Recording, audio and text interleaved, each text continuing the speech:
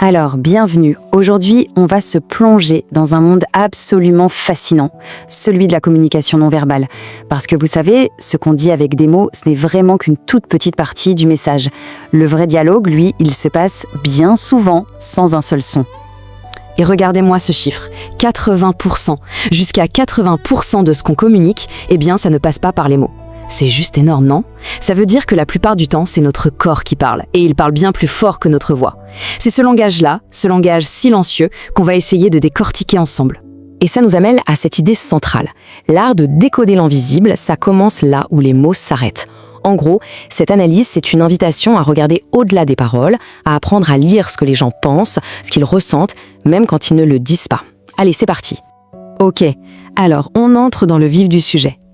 Il faut voir notre corps comme une sorte de livre ouvert. C'est assez fou, mais il trahit souvent nos pensées les plus secrètes, bien plus qu'on ne pourrait l'imaginer.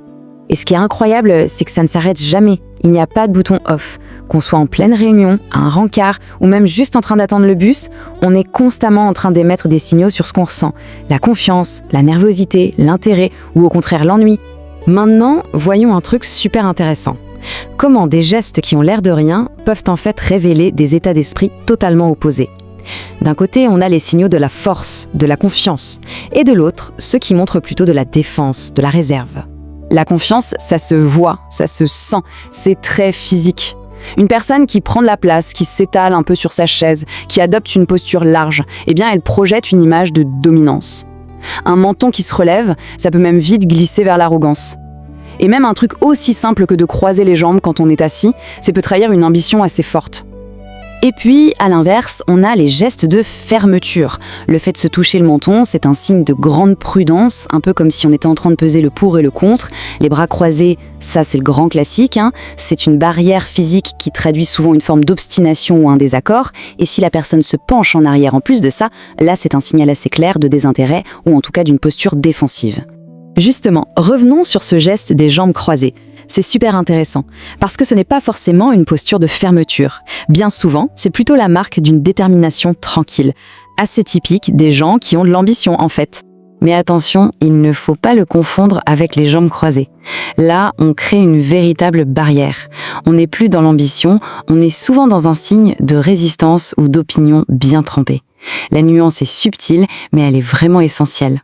Bon, maintenant, on va aborder un sujet un peu plus délicat. Comment est-ce qu'on peut distinguer la sincérité du mensonge? Le corps, là encore, nous donne de précieux indices pour naviguer dans ces eaux un peu troubles. Et cette diapositive, elle illustre ça brillamment. Prenez le sourire, un vrai sourire, ce qu'on appelle un sourire de Duchenne. Il engage tout le visage. Et surtout, il crée ces petites rides au coin des yeux. Alors qu'un faux sourire, un sourire forcé, lui, il n'active que les muscles de la bouche. C'est un détail, mais un détail qui ne trompe pas. Et voilà, toute une série de petits signaux d'alerte. L'incapacité à maintenir le contact visuel, c'est un grand classique, bien sûr. Mais il y a des gestes plus discrets. Se toucher le nez, par exemple, ça peut indiquer qu'on essaie de cacher quelque chose.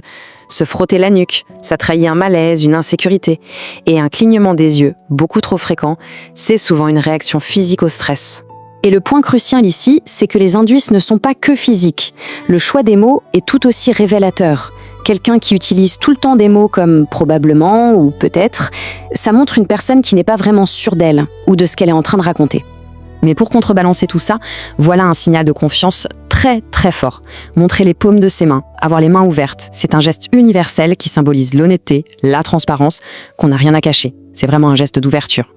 Ok, après avoir vu les signaux de défense et de doute, concentrons-nous un peu sur le positif, c'est-à-dire les gestes qui créent du lien, qui montrent de l'intérêt, de l'empathie et parfois même de l'attraction. Alors ça, c'est un phénomène absolument fascinant. Quand on se sent bien avec quelqu'un, quand on est en phase, on a tendance, sans même s'en rendre compte, à imiter ses gestes, sa posture. C'est ce qu'on appelle l'effet miroir. Si on remarque que quelqu'un fait ça avec nous, c'est un excellent signe de connexion. Ce tableau, il résume parfaitement plusieurs indices clés. Regardez la direction des pieds, par exemple. C'est très révélateur. On les oriente inconsciemment vers ce qui nous attire. Une tête penchée sur le côté, ça montre une écoute active, empathique. Les sourcils qui bougent beaucoup pendant qu'on parle, ça signale un intérêt réel. Et pour finir, les pupilles qui se dilatent, ça c'est une réaction du système nerveux complètement incontrôlable face à quelque chose ou quelqu'un qui nous plaît vraiment. Voilà, on arrive à la conclusion. Maintenant qu'on a vu tous ces signaux, la question c'est qu'est-ce qu'on en fait? Le secret, ce n'est pas de tout suranalyser, mais c'est de savoir comment observer. Et ça, c'est vraiment la règle d'or. Un seul geste isolé ne veut rien dire. Une personne qui croise les bras, bon, elle a peut-être juste froid, tout simplement. Mais si cette même personne croise les bras, se penche en arrière et fronce les sourcils, là le message devient beaucoup plus clair. Ce qu'il faut chercher, c'est un faisceau d'indices. Donc, voici un peu la méthode à suivre. D'abord, on apprend à remarquer les petits détails, ce qu'on appelle les micro-signaux. Ensuite, on cherche des schémas, des groupes de gestes qui se renforcent les uns les autres. Et c'est seulement en assemblant ces pièces du puzzle qu'on peut commencer à percevoir les intentions réelles derrière les gestes. C'est un peu le début de l'intelligence émotionnelle. Et on va se quitter sur cette question. Et si au final nos silences en disaient bien plus que nos mots? Il suffit d'observer un peu autour de soi et aussi d'apprendre à s'observer soi-même. Le langage du corps, c'est un dialogue permanent, c'est fascinant. Et en apprenant à l'écouter, on ne fait pas que décoder les autres, on apprend aussi énormément sur nous-mêmes.